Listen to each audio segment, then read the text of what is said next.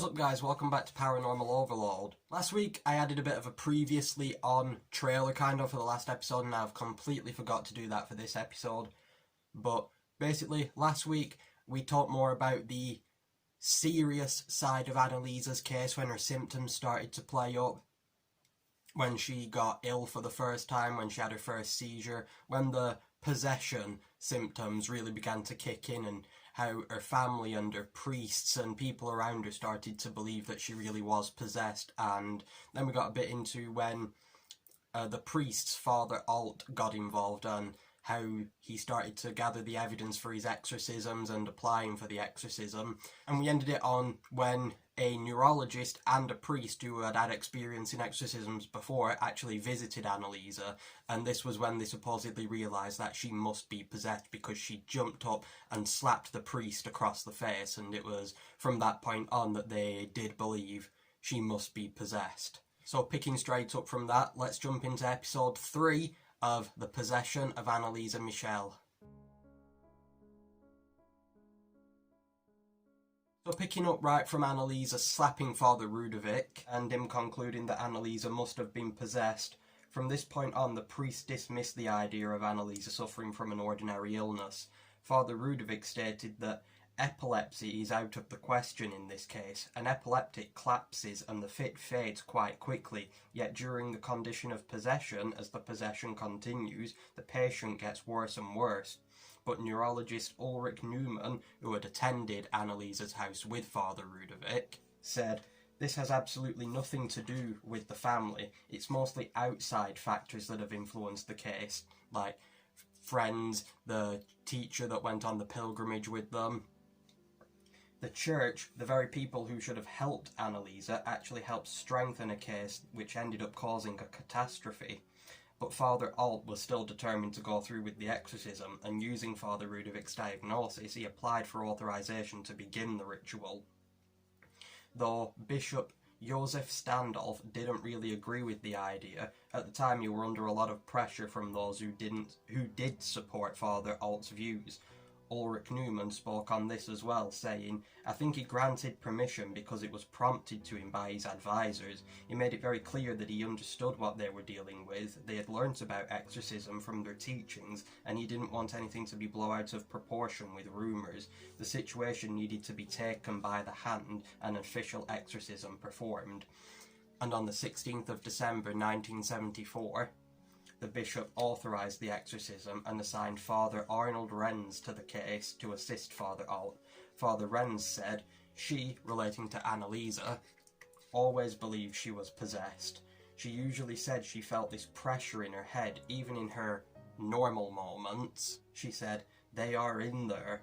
Soon after this, Anneliese made a confession to the priest that would change their entire approach to the situation. She told them how one day several years ago in the beginning of her problems that the Virgin Mary had appeared to her, telling her that her ailments were demons attempting to enter her body. The Virgin Mary supposedly then gave Anneliese a vision of thousands of souls who were damned to hell and had shown her the suffering they would endure. She then offered Anneliese the option to save all of these souls by suffering for them. Anneliese was supposedly left speechless, not knowing what to do, and the Virgin Mary gave Anneliese 3 days to decide. In those 3 days, supposedly Anneliese spent the majority of her time praying and eventually decided that she would do it, and that's when she had her first seizure and her tuberculosis began.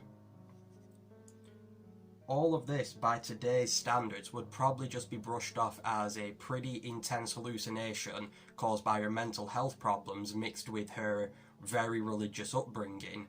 But the thing is, she wasn't alone when this happened. She was with her then boyfriend Peter, who also fully backed up Anneliese's story. He supposedly saw this apparition of the Virgin Mary as well. And that happens quite a lot through this case. You could say, well, this explains her problems, like mental illness, health problems, but there's just those few things that sort of throws all that off. It's like, well, that explanation would work if this and this hadn't happened. Like, for example, in the last episode how I talked about when her hands swelled and turned black and then she was flung up into the air.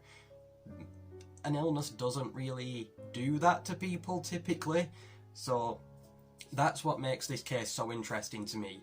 There are a lot of things that could be easily explained, but it's those few things that can't really be easily explained that make it such an interesting mystery to me. When Anneliese revealed this to her family and the priest, they became convinced that this was a case of atonement possession by demons who were prompted by God, who wanted to make his anger heard about the modernizers in the church.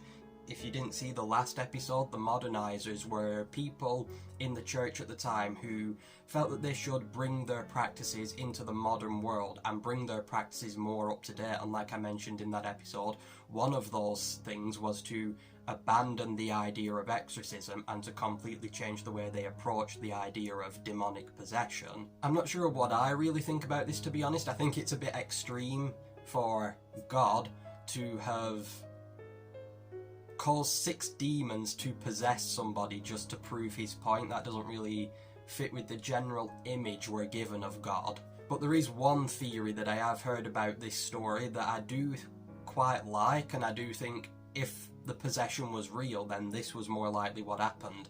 I've heard some people have theorised that when the Virgin Mary appeared to Anneliese and Peter, it wasn't the Virgin Mary at all, it was actually a demonic spirit, or even a demon itself, fooling Anneliese by putting on the image of the Virgin Mary, and then ultimately Anneliese's just ended up giving the demons permission, pretty much, to possess her. 8 days later, when the exorcism had been authorised, the first exorcism began on December 16th, 1974. The priest's family, friends and supporters all gathered to help save Anneliese, praying for her soul, sprinkling holy water, brandishing crucifixes. They demanded that the demons repeat after them, forcing them to say, "Jesus is Lord." Only then would they know the demons had left. As the exorcisms began, Anneliese's behaviour began to drastically change. Before each session would start, she wasn't in a good way still, she was still very, very sick, but once the sessions began, her voice would turn to a high-pitched, aggressive growl. Her movements had become very quick and sharp, and she would curse, strike out and struggle against people who were restraining her. And even though they did 67 exorcisms, there's only audio recordings of about 43, I think. I know it's in the low 40s, but I know they definitely didn't get recordings of all of them, or if they did, the rest of them haven't been made public yet. In the earlier stages of the exorcisms, the priest would converse with the demons, trying to make them answer questions, make them recite things from the Bible, and then would continue praying. Remember, these sessions lasted for up to 4 hours twice a week, all the time Anneliese performing her genuflections until her legs were just too damaged to support her anymore. People claim that they could see how the devil was beating Anneliese during the exorcisms, her head flinging from side to side like she was being punched or slapped. They supposedly saw her flying across the room right into the walls, leaving her face severely bruised around her eyes, nose and mouth. Anneliese had also given up eating by this point, and she was losing weight rapidly, and it was later believed that the only reason she survived as long as she did was because she'd binge eat in her lucid moments, so the moments where she wasn't in the grip of the demons, pretty much. As the sessions progressed, Anneliese, or the demons' responses to the exorcisms became more and more aggressive, and she began to lash out more, scream more, swear more. I'm going to insert a few audio clips here from various exorcisms, and you can really hear how much her state is deteriorating. I'm not sure what number of exorcism they're from, like 1 to 67. I'm not sure exactly which ones these are, but I have put translations in of what they're saying. I do speak a bit of German, but not enough to give a proper translation, so this is just what I've read from other people who have translated the conversations. Have a listen. Rosenkrantz-Monat, weißt du ja, ne? Ja, Rosenkranz. aber die wenigste beten. Die wenigste. Ja. Und in der Kirche wird auch mal der wenigste gebeten, weil die Herrn Pfarrer ja das für unmodern halten. Ja. Ja. Alle? Fast. Die sind ja so blöd, wenn sie eine Ahnung hätten.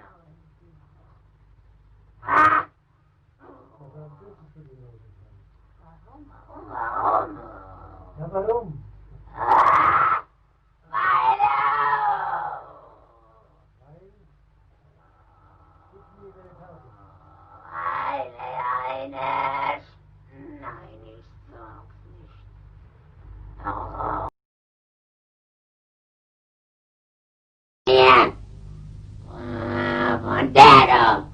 Von der Gottes. Ja. Nein, von mir.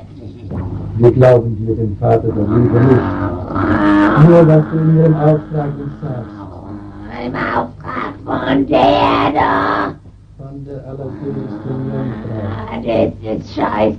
Das ist scheiße, was die da schreibt. Das ist nicht. Ja, das ist von ihr. Ist nicht von mir. Nicht von Satan, Ja. sondern von Der. von der Gottesmutter. Ah. Von der Gottesmutter. Nein, bitte. Oh, du liebst, wir kennen dich ja. Du hast es ja gesagt, in ihrem Auftrag hast du es bereits gesagt. And even though those are pretty disturbing to some people, there's one audio tape that's probably the most well-known in this case, and if you've done any research on this case, I can pretty much guarantee you would have heard at least a clip of this tape at least once. And disclaimer, if you don't like loud voices, or if you're easily freaked out, or if you're easily scared by this subject, then I would recommend turning your volume down maybe, or maybe just skipping ahead about 11 minutes or so. Take a listen to this.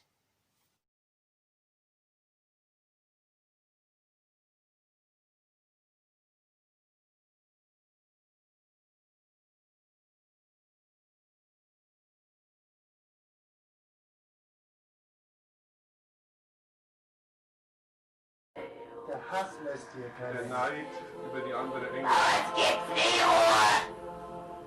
Ruhe gibt's nur da oben.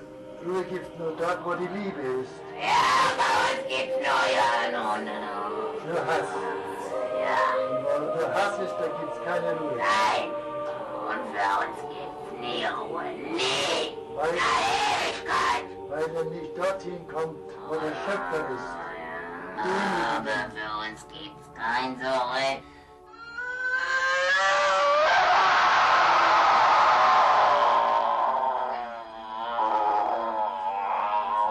Im Namen des Vaters.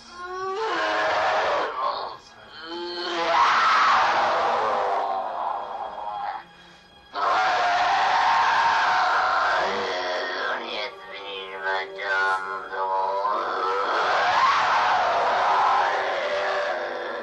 Nach Liebe, Kraft, Anima Anima. mea Domino, et exultavis Deus meus, in Deus salutari meo, via res exit humilitatem ancile sue, ex eum ex hoc creatam medicent omnes generationes, via fecit mihi magnifico misericordia in proge.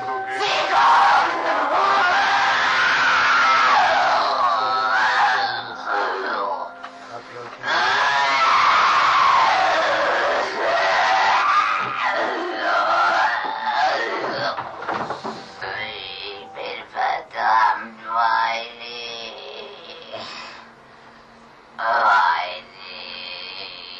so schlecht mein Amt verwaltet habe. Wer bist du? Judas. Nein. Fleischmann Oh ja, ich muss jetzt gehen. in die Hölle. Oh ja. Und du weißt noch, was du zu sagen hast?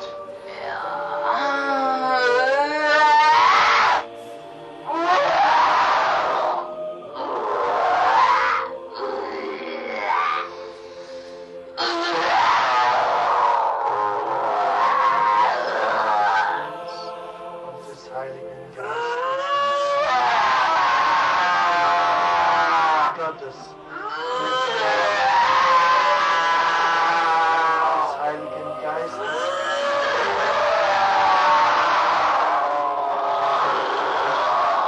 Gib das Zeichen des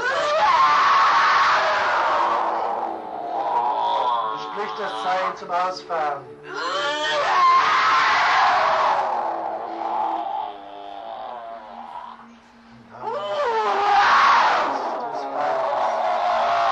Vaters, des Heiligen Geistes. Ausfahren, das Zeichen zu geben. Fehlt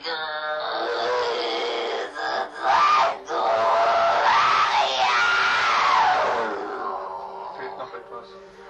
Folter.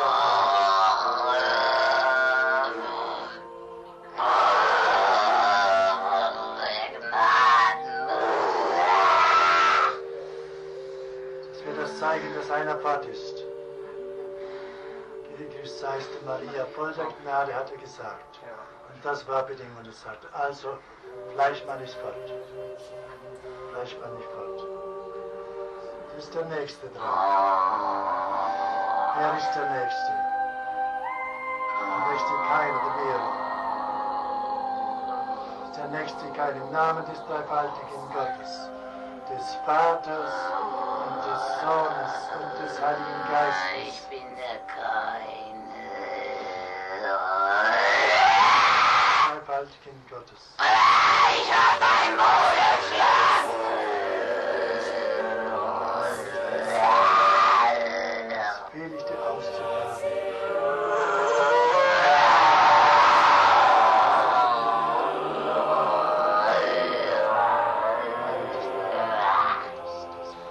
Im Namen des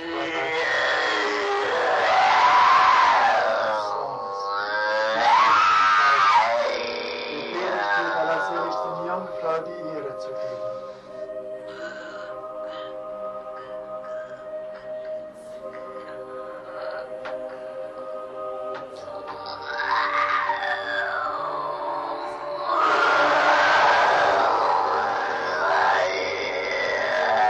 Geistes befehle ich dir, allerseligsten Jungfrau die Ehre zu geben.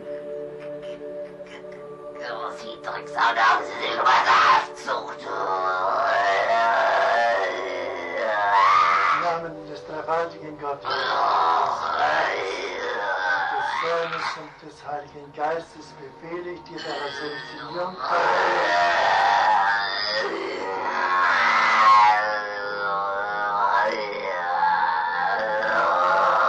Im Namen des dreifaltigen Gottes, des Vaters,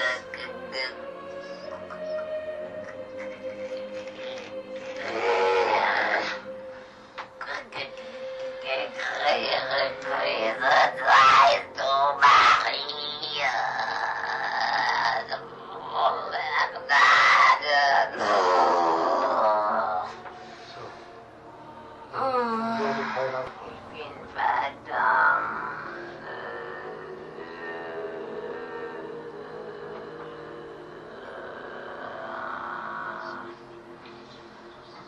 Weil ich nicht, weil ich Gott nicht dienen wollte. Ich wollte beherrschen.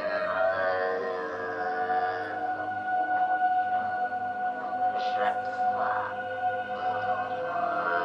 Ich wollte selber herrschen, obwohl ich nur geschöpft war. Durfte ich nicht. Im Namen des dreifaltigen Gottes, des Vaters und des Sohnes und des Heiligen Geistes befehle ich dir auszufahren und der allerseligsten Jungfrau die Ehre zu geben. Im Namen der allerseligsten Jungfrau, im Namen Jesu, befehle ich dir auszufahren.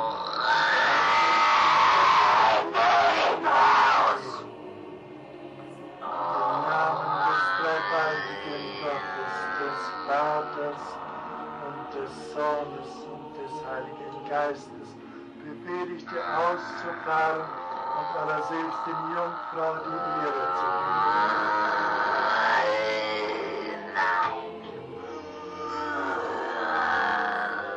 Du wolltest dich im Himmel nicht unterwerfen. Du musst dich auch jetzt unterwerfen.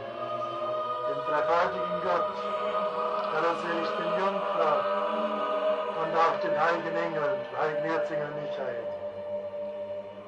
Beuge dich bis hinab zur Erde. Im Namen des dreifaltigen Gottes. Im Namen des dreifaltigen Gottes, des Vaters und des Sohnes und des Heiligen Geistes, befehle ich dir auszufahren und nie wiederzukehren. Und allerseligsten Jungfrau die Ehre zu geben. Seist du, Maria, du bist voller Gnade. This next part is supposedly when Anneliese was actually freed of the demons, temporarily though. You can hear her sighing in relief, laughing with her family. She tells the priest, I wanted to suffer for other people, but this was just cruel. Supposedly around 15 minutes into them saying a prayer of thanks for saving Anneliese, she was flung back onto her bed and then two voices came out of her at the same time. Just listen. Großer Gott, wir loben dich. Das war wunderlich. Du kannst erst das offizielle Gebet sprechen. Das offizielle Gebet beten und dann singen wir das große Gott, wir loben. Großer Gott.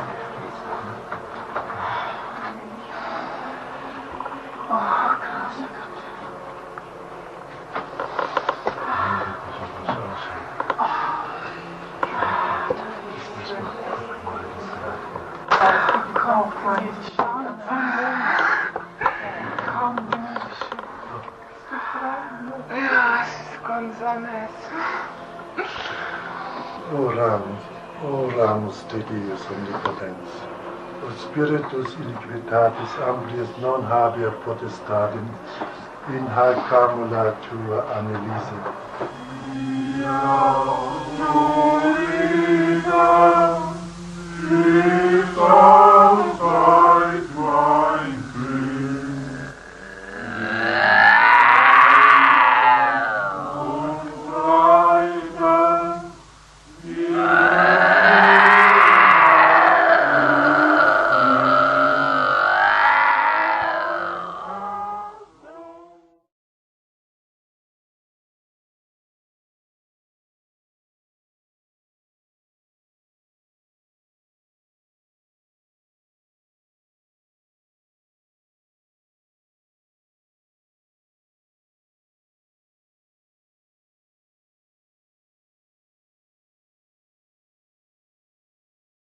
That has to be the most fascinating part of the tape, in my opinion, because really that voice sounds inhuman, that voice sounds supernatural. Listening to the rest of the tape, if you didn't really know the background of the story, you could probably easily think that is some very, very unwell girl screaming like a crazy person. But when you get to this part, it's just like, it's so bizarre, kind of. How did those multiple sounds come out of her at the same time?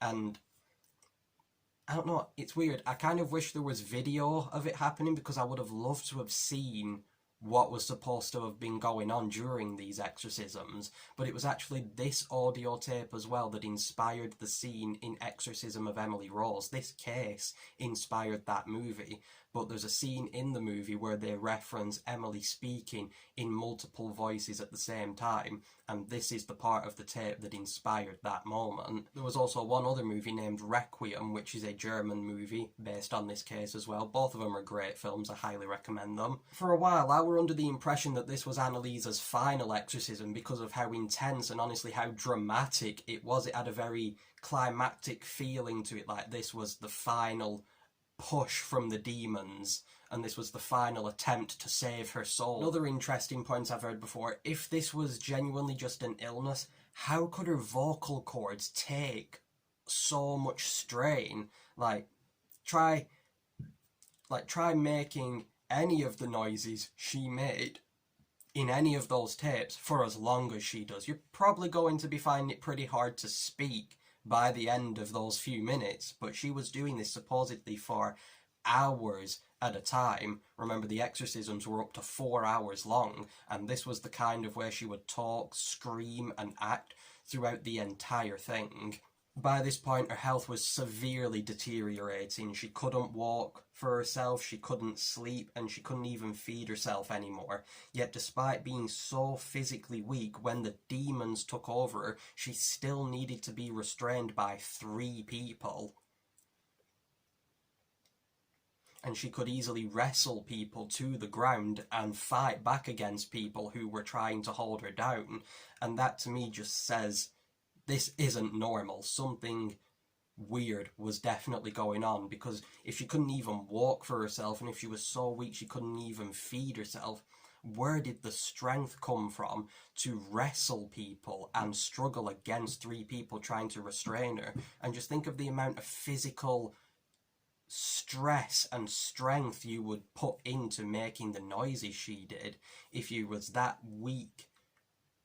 If you was that weak anyway, surely you wouldn't be able to make such intense sounds as she did. Supposedly she'd smash windows and mirrors with her head and try to bite through walls, breaking several of her teeth. And when her final exorcism came around, she lay weak and mostly unresponsive. The only words she said were, "Please, absolvement." This is what absolvement means, in case you didn't know. Feel free to pause again and read it.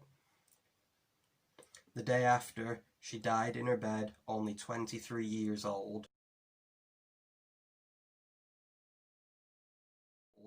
Official ruling was that she died of malnutrition and dehydration, weighing only 68 pounds or just over 4 stone.